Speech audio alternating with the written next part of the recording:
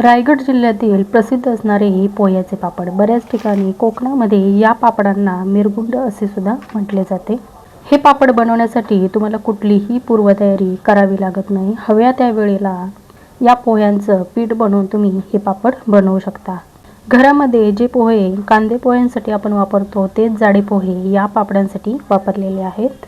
या व्हिडिओमध्ये प्रमाणसुद्धा अगदी अचूक दिलेलं आहे, त्यामुळे नवशिक्के जरी असतील ना तरीसुद्धा पहिल्याच प्रयत्नात हे पापड बनवतील. हे पापड जर पाहता तर अगदी पातळ मस्त काचेसारखे तयार होतात.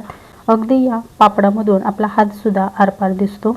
बऱ्याच वेळा मुलांना आपण बाहेरची बॉबी वगैरे तळून देतो, पण हे पापड इतके हलके फुलके आहे की वयोवृद्ध काय लहान मुलंसुद्धा आवडीने खातील.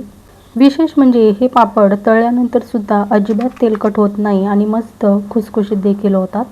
जर तुम्हाला असे पोह्याचे पापड बनवायचे असतील तर अगदी प्रमाणासहित मी फुल व्हिडिओ चॅनलवर अपलोड केलेला आहे, नक्की जाऊन पाहू शकता.